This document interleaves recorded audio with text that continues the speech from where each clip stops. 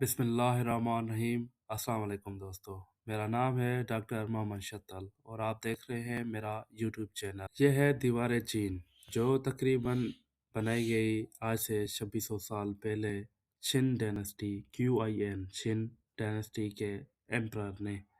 ये 2600 साल से इस तरह ही खड़ी है। 2600 साल के बाद अभी हम चलते हैं 2025 में। ये देखें अब चाइना कितना बदल चुका है। ये है आप लोगों का मॉडर्न चाइना। इसके रोल्स चेक करें, इसकी दीवारें चेक करें, इसका ओवरऑल मॉडर्न आर्किटेक्चर चेक करें। वाह क्या ही बात है, ज़बरदस्त तरक्की की है चाइना ने।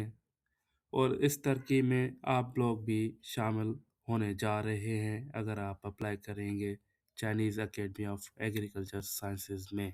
अगर आप पाकिस्तान के किसी भी एग्रीकल्चर यूनिवर्सिटी जैसे Sindh agriculture university Tandojam, agriculture university Faisalabad, arid university, Lasbela agriculture university या इसी तरह किसी और एग्रीकल्चर यूनिवर्सिटी पाकिस्तान से पढ़े हुए हैं और आपका मेजर आता है एग्रीकल्चर साइंस से रिलेटेड या वेटनरी मेडिसिन से रिलेटेड, तो ये वीडियो खुसूसी आप लोगों के लिए है।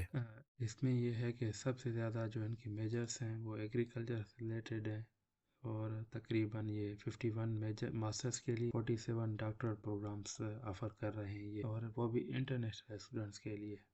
और इसमें तकरीबन 34 डिफरेंट कॉलेजेस इंस्टीट्यूट्स हैं।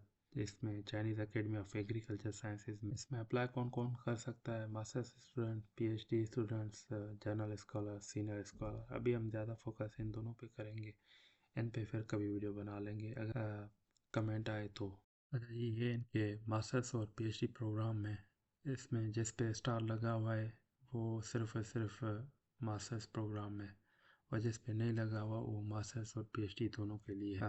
Metrology, physiology, microbiology, biochemistry, ecology, agriculture, mechanical engineering और agriculture, biological, environmental, energy engineering, environmental से फूड साइंस से related, processing storage, food nutrition, food safety, crop science, crop genetics and breeding, और horticulture के तकरीबन 4 measures और agriculture resources environment science के 6 measures हैं।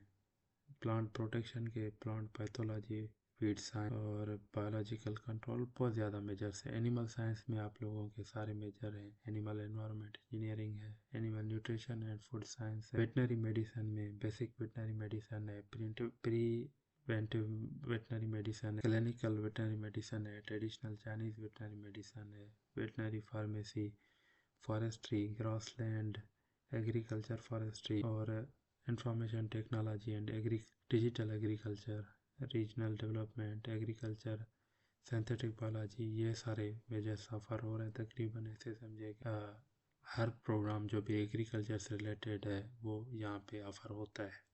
अच्छा, ऐसे समझें कि फ़िलहाल इसकी कोई फ़ीस नहीं है।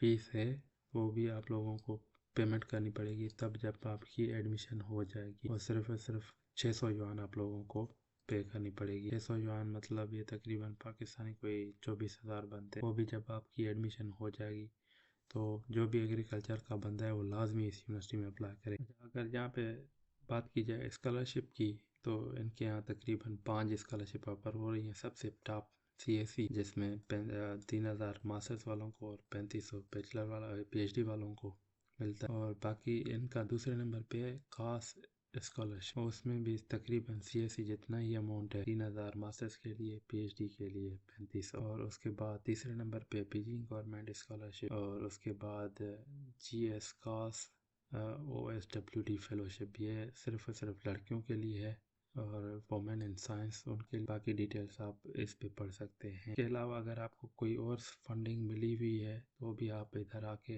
अप्लाई कर सकते हैं इस यूनिवर्सिटी में। इसके बाद इसकी रिक्वायरमेंट्स इतनी कोई ख़ास नहीं है। मास्टर्स के लिए आपकी एज 35 साल से कम हो और PhD के लिए 40 साल से कम हो। एप्लीकेशन डॉक्यूमेंट्स के हवाले से सबसे पहले आप लोगों को फॉर्म फिल करना है कास 2026 का इस वेबसाइट पे, और इसका जो दूसरा हिस्सा है वो आप लोगों को नहीं फिल करना, क्योंकि वो यूनिवर्सिटी और इंस्टीट्यूट फिल करेगा। और आप लोगों को सुपरवाइजर ढूंढना है तो उन्होंने कैटलॉग दिया हुआ है प्रोफेसर से बातें करें, उनके ईमेल से गिल्स करके उनको राज़ी करें एक्सेप्टेंस लेटर के लिए।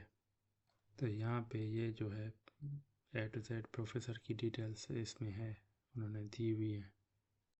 देखते हैं कैटलॉग एक मरतबा ओपन हो जाए तो हम देखते हैं इसमें क्या क्या दिया हुआ है उन्होंने। अच्छा, कैटलॉग में तकरीबन इन्होंने हर फील्ड के जो भी एग्रीकल्चर की फील्ड है उन प्रोफेसर्स का सामने दिया हुआ है। मास्टर्स सुपरवाइज़र है या PhD है, और तो वो क्या कहते हैं और वो प्रोफेसर मास्टर्स को सुपरवाइज़ कर सकता है या PhD को सुपरवाइज़ कर सकता है, और कितने बंदे उठा सकता है। इवन उनका ईमेल और नंबर भी दिया हुआ है। तो आप लोग इनसे रब्ता करें और कोशिश करें इनसे एक्सेप्टेंस लेने की। कुछ ऐसे बंदे हैं तगड़े बंदे, उनके पास 2-2 लेने की भी अपॉर्चुनिटी है। तो आप ट्राई करें, इनमें से कोशिश करें कि आप लोगों को एक्सेप्टेंस लेटर मिल जाए। और अभी हम चलते हैं, वीडियो को कंटिन्यू करते हैं, तो आप अपने हिसाब से देख लें। दूसरे नंबर पे आप लोगों को चाहिए photocopy of passport, notarize degree और ट्रांसक्रिप्ट चाहिए। तीसरे और चौथे पे, 5वें नंबर पे बस 2 रिकमेंडेशन लेटर चाहिए। 6वें नंबर पे, नंबर 6 पे CV। 7वें पे रिसर्च प्रपोजल आपका चाहिए 1000 वर्ड्स का। ये इनका सैंपल डाउनलोड कर सकते हैं, रिसर्च प्लान का, स्टडी प्लान का, और उसको फिल करना है आपने। और अगर आपको प्रोफेसर है तो आप लोग उसे साइन करवाएं, नहीं है तो खैर है, कोई मसला नहीं है। ये इनका स्टडी प्लान है, इसमें सारी डिटेल्स लिखनी है आपने। चाइना क्यों आना चाह रहे हैं, कोई आपके एक्सपीरियंस कौन से हैं, रिसर्च प्लान आपका, और उसमें ये सारी चीज़ें कवर कर। ग्रेजुएशन के बाद क्या करना है, यहाँ पे साइन, और यहाँ पे प्रोफेसर के कमेंट्स और सिग्नेचर होगी उसकी। तो ये एक इम्पॉर्टेंट डॉक्यूमेंट है। 8वें नंबर पे इंग्लिश प्रोफिशिएंसी सर्टिफिकेट है। 9वें पे फ़ोटोकॉपी ऑफ डिग्री थीसिस, अगर आपकी इंग्लिश में लिखी हुई है थीसिस तो आपने उसकी एब्स्ट्रैक्ट देनी है। No objection certificate, medical certificate, acceptance letter optional, और उसके साथ साथ पुलिस क्लियरेंस सर्टिफिकेट। अच्छा, इसकी जो डेडलाइन के हवाले से, चाइनीज़ गवर्नमेंट स्कॉलरशिप की डेडलाइन है 31 मार्च 2026, और जो इनकी खुद की जो यूनिवर्सिटी स्कॉलरशिप है उसकी जो डेडलाइन है वो 30 अप्रैल 2026 है। आप लोगों को यहाँ पे सिस्टम पे अप्लाई करना है, और उसके साथ साथ आप लोगों ने फिर वेट करना है। आपको तकरीबन 15 जुलाई तक ये बता देंगे।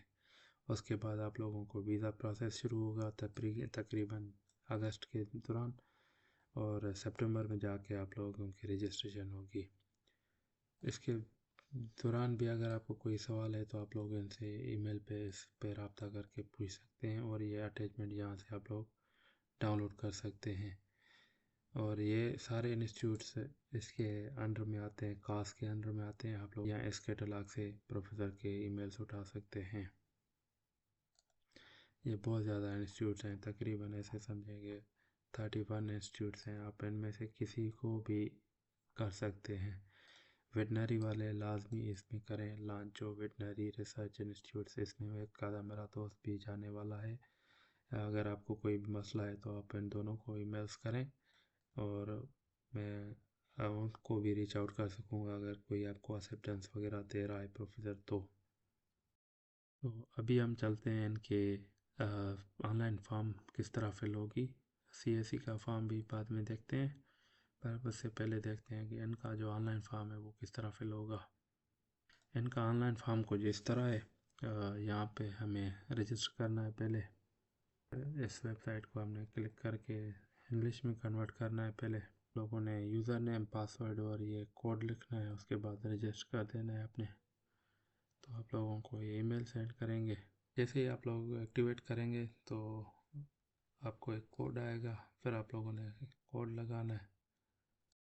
कोड के बाद आप फिर पासवर्ड लगाएंगे तो आप लोग आ जाएंगे इस सिस्टम में।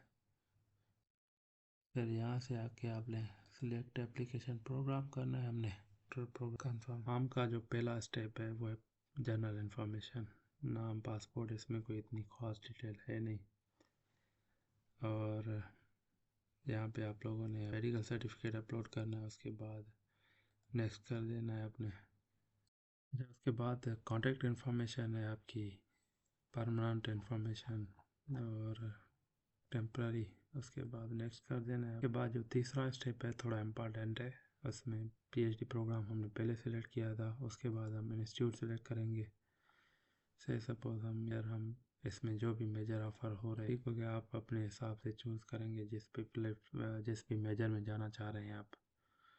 तो उसके बाद सुपरवाइज़र ये है, इतने सारे सुपरवाइज़र, आप इनसे इस कैटलॉग के थ्रू रब्ता कर सकते हैं, ईमेल कर सकते हैं। से सपोज ये एग्री टू चेंजिंग, अगर कोई दूसरा सुपरवाइज़र मिले तो आप चेंज करना चाहते हैं? हाँ बिल्कुल चेंज करना चाहते हैं।